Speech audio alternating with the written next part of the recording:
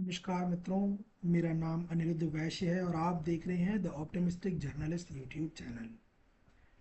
मित्रों, आज एक ऐसे विषय पर मैं आपसे चर्चा करना चाह रहा हूँ जिस पर आमतौर पर बिल्कुल भी बात नहीं होती है भारत में, खासतौर पे हिंदू सभ्यता, हिंदू समाज में।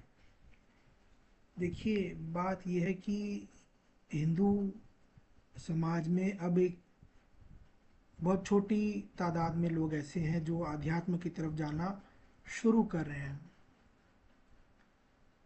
पर जो मौजूदा वक्त का आध्यात्म का ज्ञान है, वेद पुराण तो बहुत बेहद कम लोग पढ़ रहे हैं। और जो भी हमें ज्ञान की प्राप्ति होती है आध्यात्म के प्रति, वो आध्यात्मिक गुरुओं से, धर्म गुरुओं से ही होती है। आप किसी भी धर्म गुरु के पास जाइए, किसी भी मंदिर में जाइए, कहीं भी जाइए,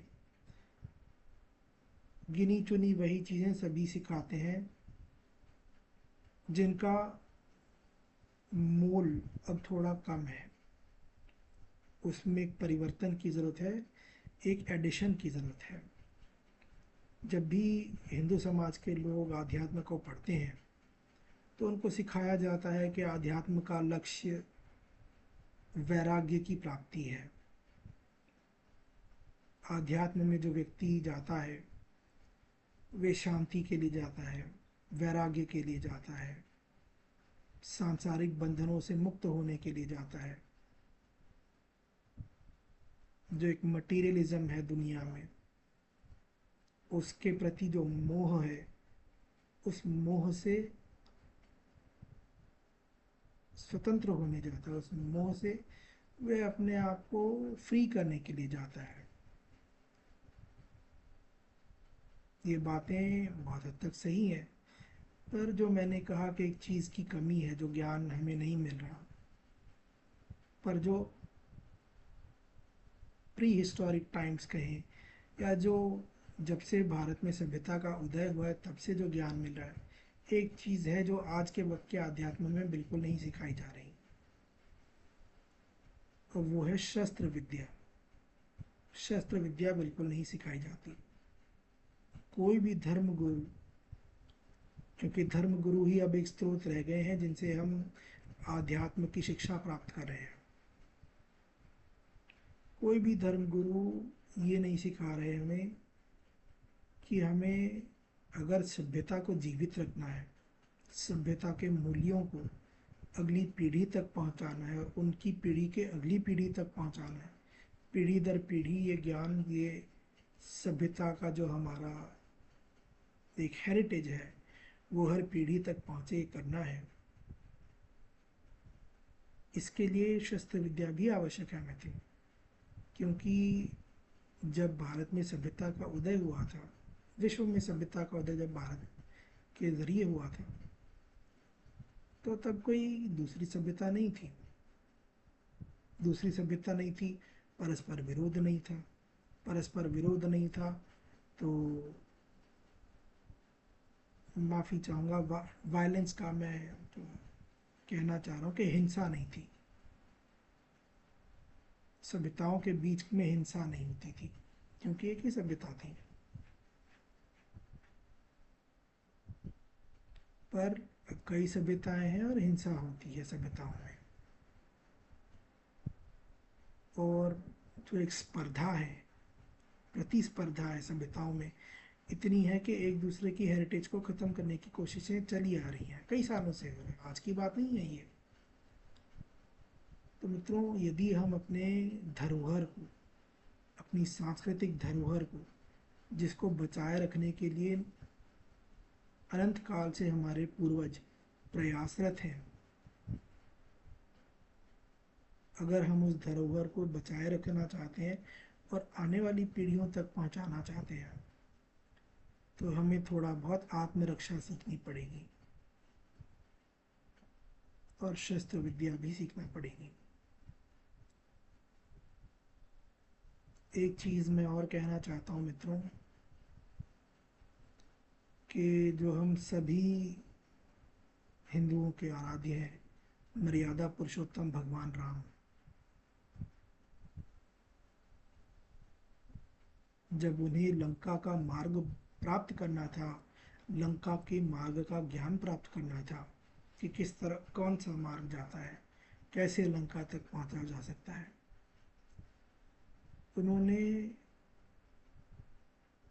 सागर की प्रार्थना करी।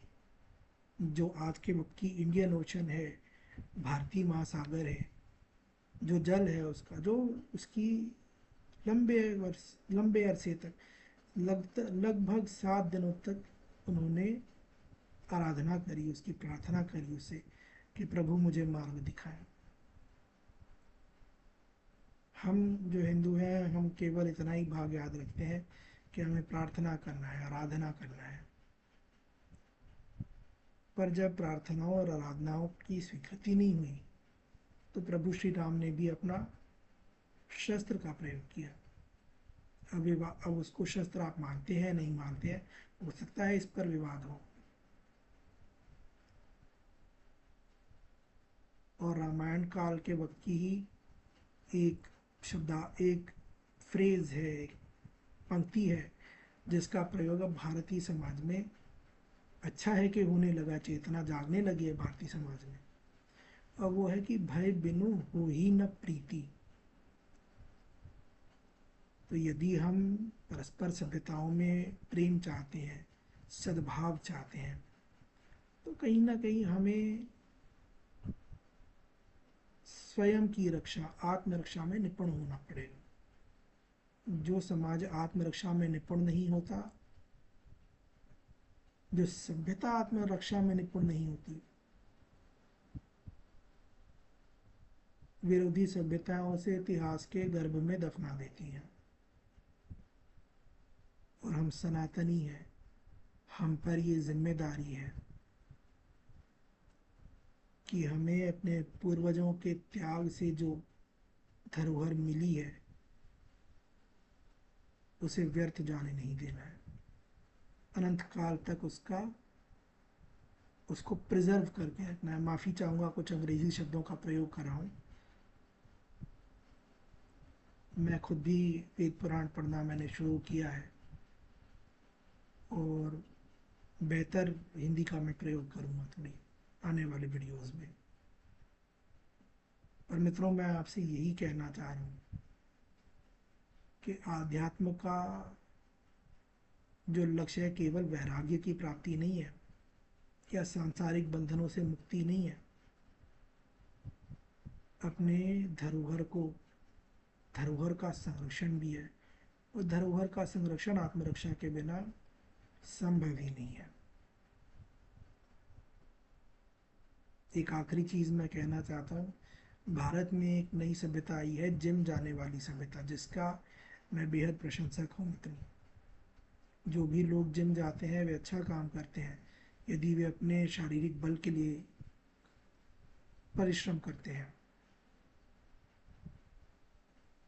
क्योंकि यदि हमारे पास शारीरिक बल होगा तो हम आत्मरक्षा कर सकेंगे। और यदि सनातनी अपनी आत्मरक्षा कर सका तो जो धरोहर है हमारे पूर्वजों की दी हुई, वह अगली पीढ़ियों तक भी पहुंच सकेगी।